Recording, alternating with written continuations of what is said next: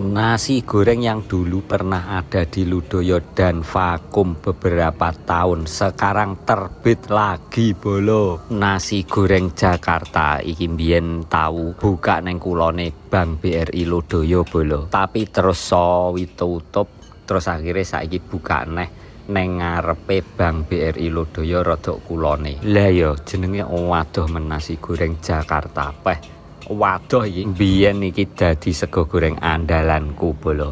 Pokoke bengi luwe aku mesti moro neng kene iki.